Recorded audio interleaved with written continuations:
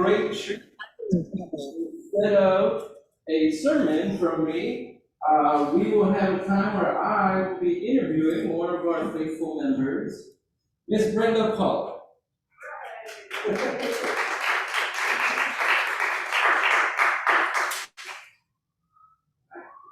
Thank you for doing this. Good morning, church family. Good morning. So first, where did you grow up? I was born and grew up in Washington, D.C. I was raised by a single parent. My parents were divorced when I was 5. But it was a wonderful life, and I was there until I relocated to California in 1974. All right. And you grew up Episcopalian? I was born into an Episcopal family. My parents went to St. Luke's Episcopal Church in Washington, D.C., the church that was founded by Alexander Crummell in the late 1800s. And I think it's the oldest Episcopal church in Washington, D.C. It's a historical landmark, and it resembles the inside of St. Augustine's because it's the wooden appearance, so it's like being home. Great. Were you an acolyte when you were a kid? No, there were no girl acolytes at that time. I was in the youth choir. I was a Girl Scout at the parish. I was christened at St. Luke's. We called it christening instead of baptism. I was christened at St. Luke's. I was confirmed and made my first Holy Communion at St. Luke's. I was married for the first time at St. Luke's, and both my children were christened at St. Luke's. Nice. It's not that long ago that girls weren't allowed to be acolytes and all these other things. Nice. And what was your experience of Episcopal churches when you first moved to the Bay Area? Well, when I first moved to the Bay Area, I had kind of stopped going to church. And I remember one Sunday I was with a friend in San Francisco, and we were somewhere in the area of Union Street, and there was an Episcopal church, and I thought, an Episcopal church, and it was Sunday. And I went into the church, and the doors to the sanctuary were closed. It was just the vestibule, and there was a white gentleman standing there. When I walked into the church, he said, "Can I help you?" And I said, "Today is Sunday?" And he said, "Yes." And I said, "And this is a church?" And he said, "Yes." And never once did he invite me through the second doors of the church, which I felt was pretty strange. But I decided I was going to go back to church, and I picked a church close to where I lived because I thought, if it's close, I'll go. And I ended up going to St. Cuthbert's, which is off of Keller in Oakland. Unfortunately, it's now closed. But there were many people at St. Cuthbert's who eventually came to St. Augustine's. In fact, Reverend Ward, who wasn't Reverend Ward at that time, went to St. Augustine's before she went to seminary and became a priest. Jennifer Bell was a member of St. Cuthbert's, and Sharon and Bill Robinson, Nina Williams, who was visiting a couple of months ago. But there were several people at St. Cuthbert's who eventually came to St. Augustine's, so it was somewhat like home. But the thing that brought me to St. Augustine's, there was a couple, Vivian Traylor and her husband, and St. Cuthbert's had a tradition. The first Sunday they would have breakfast, and their service started before St. Augustine's. So Vivian would come to breakfast, and she would always say, "Girl, you need to come to the Black church. Girl, you need to come visit the Black church." And eventually, which was in 1991, I came to St. Augustine's. and I have been here since. Yes. When was a time when you felt like you experienced God at St. Augustine's? Most of the time. Wow, all right. St. Augustine's is a special place. St. Augustine's has special people. When I first started at St. Augustine's, I was welcomed by people like Alma Baskerville, who encouraged me to be on the altar guild, who taught me about the altar guild, Gordon Woods, who was the junior warden at that time, Father Carter, who was the person who performed he actually didn't perform my daughter's wedding ceremony because he was out of town. But she got married in the sanctuary, and it's just always felt like home. And I have good friends, one sitting there staring at me, Julie Robinson. But it's always, and Barbara Redmond has become a good friend, and it's always been dear to my heart, even in times of trial and tribulation. I find that if I come to church, it helps keep my faith alive. That's a beautiful answer. I was thinking when I asked the question of a particular moment, but you're just kind of saying St. Augustine's perpetually is a place where you're ongoing experiencing God. Amen. Which is like the goal. So that was a beautiful answer. Thank you. Before we transition to talking about your time on the Bishop's Search Committee, would you say it's pronounced St. Augustine's or St. Augustine's? I pronounce it both. Okay. Sometimes I say St. Augustine's and sometimes I say St. Augustine's. They mean the same to me. Yeah, it's this beautiful place and what you experience. Because when I got here, I wanted a definitive answer, and I asked Jaree, and she said, we say it both ways. So, well, that's beautiful. All right. Thank you for answering my on-the-fly questions that I didn't inform you of ahead of time. What was the process of you becoming co-chair of the Bishop's Search Committee? For those of you who don't know, the bishop announced this past summer he's retiring, and at that announcement, he also announced that our very own Mrs. Brenda Paulin is co-chair of the search committee, which is kind of a big deal.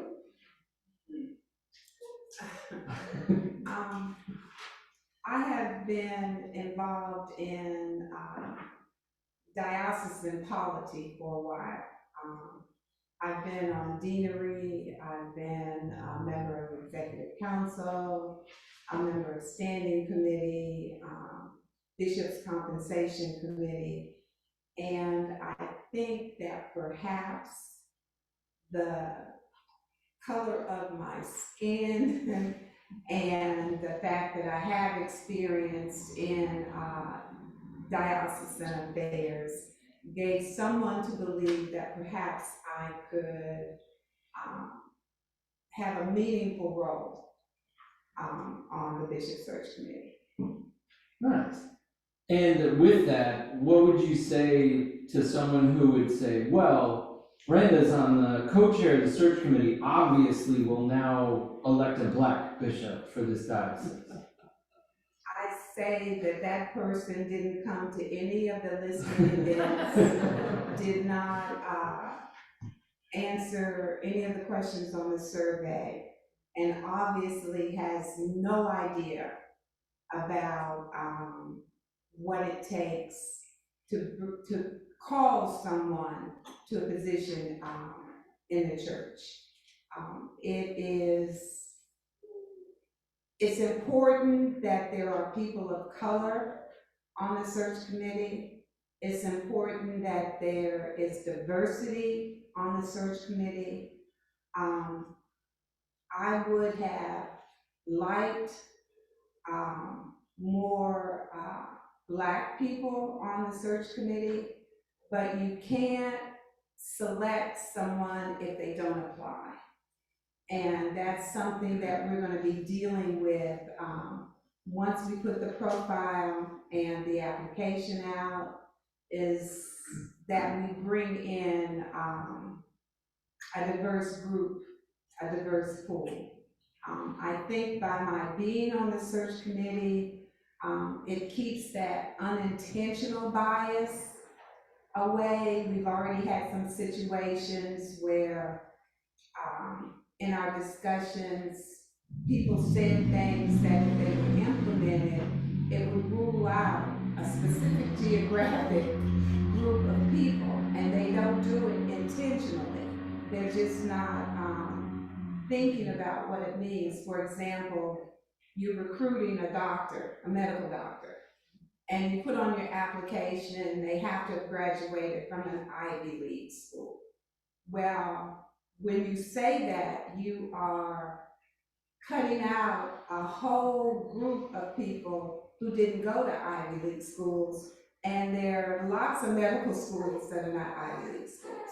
So it's that kind of thing that having me and my co-chair, who is part of a BIPOC group, that we can hear those kinds of things and steer people in the right direction so that we can intentionally let people know that we are a diocese that is diverse, and we're looking for someone,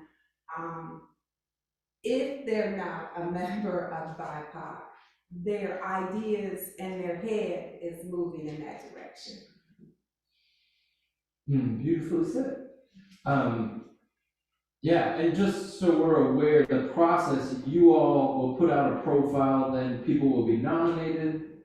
We are, just to back up, we had several listening sessions, the first of which was here at St. Augustine's. And the purpose of the listening sessions was to get feedback and ideas. Basically, our first question was, what do you see, what do you want in a bishop? And let me just ask, how many of you came to that listening session? Okay, so. There were 3 of us that raised our hands. Yeah. So that was the purpose of listening sessions. We held them throughout the diocese. We had one that was specifically Spanish speaking, so that we could make sure that our Spanish speakers in the diocese had their say in their language that they could understand. Messages went out to all of the congregations, inviting vestries. Did St. Augustine's vestry submit comments? I don't think so. Okay. That's the kind of thing we're dealing with. So vestries, Union of Black Episcopalians, Afro-Anglican Commission, the Asian community. So that has taken a couple of months. And so we have a volume of data that was derived from those listening sessions, which we are in the process of grouping based on major themes. And it's that information that will be used for the profile subcommittee. We have a large search and transition committee, but it's broken down in pieces by different steps in the process. So we have a group of people who are the profile committee, and that's what they're doing right now. They're taking that data and coming up with themes so we can publish a profile. And the purpose of the profile is to let people know who we are as a diocese and what we're looking for in the 9th bishop of the diocese. And with that profile will be an application which invites people to apply. The application is scheduled to go out, I think it's April 17th. So the process was set up for us, so we're working backwards. It was already determined that the consecration is going to be in June 2024. The election is going to be in December of 2023, December 3rd of 2023. So these dates have already been set in concrete, so the committee has to work to meet those specific dates. And let me say that the importance of getting data diocese-wide is because the election, the people who elect the next bishop are members of deaneries and the clergy of the diocese. So all the people we got comments from will not be the people who will elect the next bishop of California. It'll be deanery reps, and they don't necessarily look like the diversity of the diocese. And we also have to contend with the fact that there are several dioceses right now who have searches out for bishops. So their applications have hit before ours. So we have competition. So pray.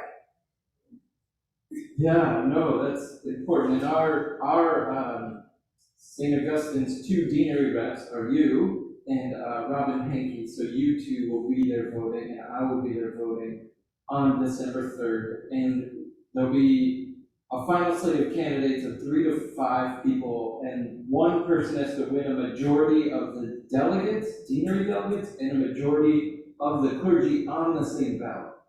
And sometimes it takes 7, 8, 9 ballots to win a majority of both. And the last election, there was a black candidate. However, there was manipulation amongst a group of individuals at that convention that orchestrated some false rumors, and that person was not selected. That person ended up being the Bishop of Maryland, Eugene Sutton, and he has since announced his retirement, so his position is open. So we're in competition with several dioceses right now. And that was, we elected Bishop Mark in 05, 06, something like that? 06, yeah. And it was just a horribly racist thing where a black man was about to be elected bishop, and some people spread false rumors about it that, like you said, I heard that story recently, and not surprising, but still infuriating. So changing subjects a little bit, you've been married to Bernard for a couple decades. 27 years. 27 years. How did he propose? She didn't know I was going to ask her this. No, I didn't, but we had been dating for a while, and we were actually living together and decided we were going to buy a house together. And Bernard is a veteran, and we were purchasing the house on his VA benefits. And just before it was time to close, the realtor said, well, you know you have to be married in order to use the VA benefits. And so Bernard said to me, well, I guess we have to get married. Very romantic. That's how it happened. Hopefully you got you a nice ring and all that stuff. But that's how it works, you know. That's beautiful. And then finally, my last question is, what was the best part about meeting Purvis Short? And for those who don't know, explain how you met him and who Purvis Short is. Purvis Short is a former Warriors basketball player. A lot of people know that I am an avid Warriors fan, and I go to a lot of games. And the fact that Purvis Short was sitting right across from me and I didn't know it was Purvis Short was probably the most amazing thing, because I said, and who are you? And he said, Purvis Short, and I was just speechless. But it was fun. Yeah. It was fun. It was after Joe Roberts' funeral, the repast was here in the fellowship hall. And he sat down next to me, just this tall guy. He's like, can I sit? I'm like, sure. And we're chatting for a little while. And then Brenda said, you're a tall man with bad knees. Did you play in the NBA? And then you got a picture with him. Yes, I didn't realize how tall he was Until he is still like 7 feet, 6'11", something like that. And it took Celia, and hi Celia if you're on Zoom, but I took a picture of all of the players who were here, and I had to call Celia so she could tell me who each of the players was, because it's amazing. You see these guys on TV, you see them when you're in the stadium in their uniforms, and when they're in regular dress, you have no idea who they are. And he was really nice. He's impressive, very intelligent, and works with the NBA to educate new NBA players on finances, responsibility, and is just kind of a good mentor to young NBA players. So, was there anything else I should have asked you or that you want to share? I encourage, well, first of all, thank you. Yeah. I appreciate it. I thought about it hard and long and long and hard. But I appreciate the opportunity to address my church family. And I would encourage you to get active in the diocese. The same old people are on executive council, standing committee, ruling what's going on in the churches of the diocese. Get involved. I had mentors who encouraged me, Carolyn Gaines, Diane Smith, Reverend Deb White, who is responsible for me being on the search committee. But get involved. Don't just come to church and sit in the pews. We talk about wanting to be heard. UBE. I've learned so much about the church because of being involved in UBE and how much influence being involved has. So, the one thing I would say is get involved. Don't just sit in the pew. Find out what's going on and get involved. UBE, the Union of Black Episcopalians, just to make sure you know, and being Black History Month, I like to highlight people that you won't see on the news, you won't have articles written about. And I was going to ask you who were good mentors for you that you want to highlight, but you have throughout this Q&A, Carolyn Gaines, Diane Smith, you earlier said Alma Baskerville. And one of the people, some of you know that I retired from the federal government. I was the HR director, and I was looking for volunteer stuff. And Deacon Frank Sterling encouraged me to start working with children, second and third graders, as a tutor. And I'm on staff with Children Rising now because of Deacon Frank and working with children. So he was an encourager, and he's still here because I do that because of Deacon Frank. And if any of you are interested in tutoring second and third graders in Title I Oakland Public Schools, those kids are in need, particularly after COVID. They're way behind in reading, and they need people who care about them one-on-one. So if anybody's interested, let me know. We train, we have a set program with tools, and last week I was walking down the hall at one of my schools, and I saw this man at the office, and I said, my gosh, that looks like my buddy over here, Father Boone. And I said, no, that can't be Father Boone. And when I got up to the office, he turned around, and it was Father Boone. And he was at the school volunteering for something completely different, but you never know who you're going to run into at a school. So Father Boone, thank you for helping the kids out at Brookfield Village School. And if any of you are interested, those of you on Zoom, if you're interested in volunteering, 1 or 2 days a week is 2 hours. We'd love to have you, especially males and people of color.